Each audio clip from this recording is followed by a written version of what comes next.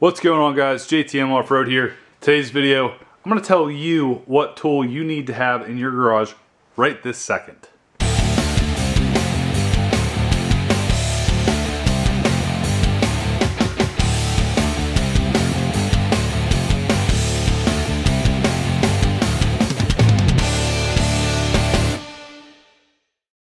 So this is going to be a quick video. I'm in the middle of a project right now. I don't know how the order of these videos are going to go up, so it'll probably go up after my leaf spring replacement video. So yeah, it's going to go up after. So I'm in the middle of replacing leaf springs on my Jeep. For those of you tuning in for the first time, Jeep's been sagging for a while. Rough Country sent me out some leaf springs. I'm throwing them on now to level the whole thing out, and I'm in the back replacing the springs. Got those done. I'm currently replacing the U-bolts. Really quick story, sorry this is going a little sideways of what I'm trying to get to. But I did an axle swap in the rear. I broke my Dana 35 earlier this year. Within a couple weeks, had to throw this 8.8 in. So when I got it in, it was still on the old springs, it was sagging, and I decided, you know, my one buddy was like, here, try these springs. So I threw those in, it was still sagging. I had a set of U-bolts that was on there, and when I replaced them, the threads were severely damaged and I couldn't use the U-bolts anymore. What happened, when I was taking the spring plate off the bottom, instead of compressing the U-bolt in a little bit and letting the plate fall, I used a hammer and hammered them down, and it just damaged all the threads on the way down. So I was dumb, didn't do anything about it, just tried cranking those nuts back on.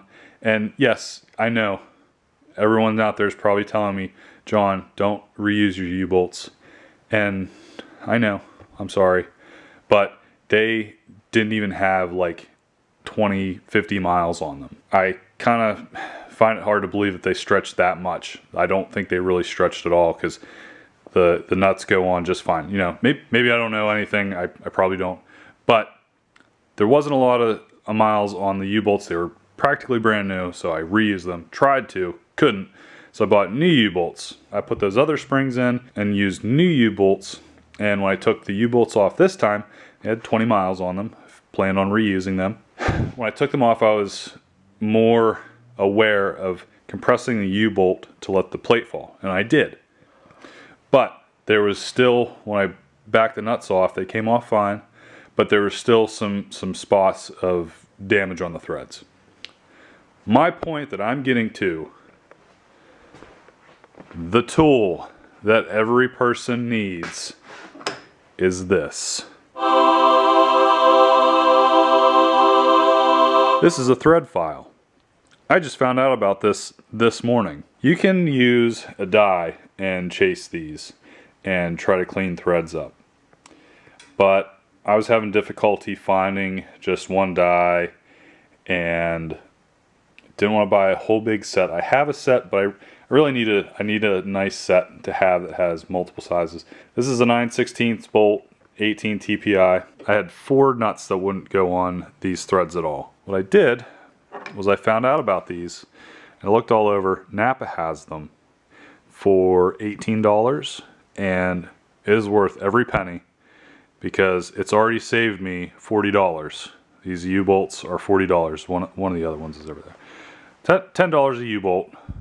They're expensive. What I had a problem with was some of these, so if you're familiar with U-bolts, usually they're really long and you'll have a lot of excess left over. So you put them on, tighten them down, and then you cut the excess off. So cut the excess off, and I was really trying to be mindful of when I cut them off, you know, I'm like in between the thread. The cut was pretty decent, I guess. So when I backed the nuts off, they all came off fine, but there was still like little edges, and I really need to get a better camera because I can't zoom in. But the edge of the thread was kind of like pushed in a little bit, and then some of these threads were just kind of like a little gummed up, and there's like some flat spots, and it prevents you from putting a nut on. So for some of them, I was able to just use this file right off the bat. So this handle comes off, actually comes like this. Each side has a thread count size, and I probably got really terrible terminology, sorry. The one that I needed was 18. So it has 11, 12, 13, 14, 16, 18, 20, and 24. I needed 18. Put the handle on. Put it on here, and you work it back and forth like you would any other file. If the thread is too far in, you can't get one of these in the groove. So you got to open it up. At least this is what I'm finding out.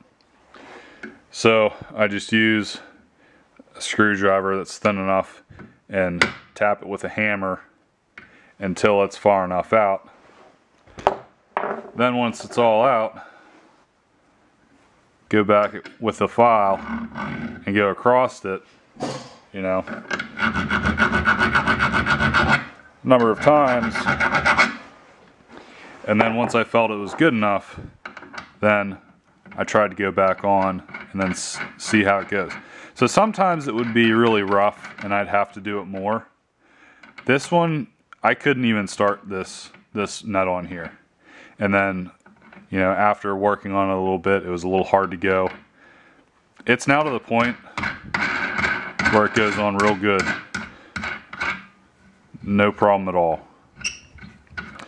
So, I'm going to say that everybody that does anything automotive wise should definitely get one of these.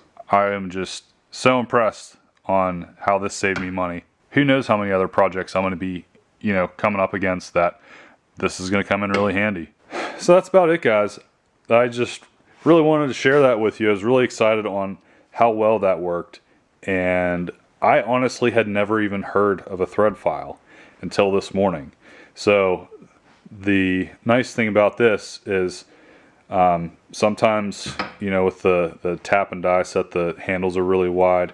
You have to use a really big space. This is really thin.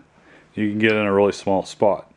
So, I mean, this obviously doesn't really matter, but this is really convenient. I really like this tool, and very, very glad that I picked this up. Like I said, it's already paid for itself twice. So that actually probably is a little bit longer than I had hoped this video would be.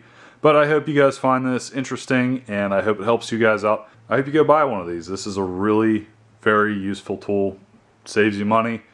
You know, if you have bolts laying around, if you don't want to go buy bolts every single time, if you have something, it's a relatively good bolt, but it's damaged a little bit, that's going to fix it right up. I don't really have much else to say, guys, but I really thought that was a good thing to show. So if you guys are new to the channel, please be sure to subscribe. Go check out my other videos. I have a Jeep right there to go off-roading in, do projects with. I also have a Chevy Avalanche that I maintain, do projects with, and that is my tow rig for my Jeep. Go check the other videos out, subscribe. Give this video a thumbs up if you liked it. I have a link in the description for t-shirt sales. Go check that out, buy a t-shirt. I'd say that's about it for this video, guys. We'll see you in the next one.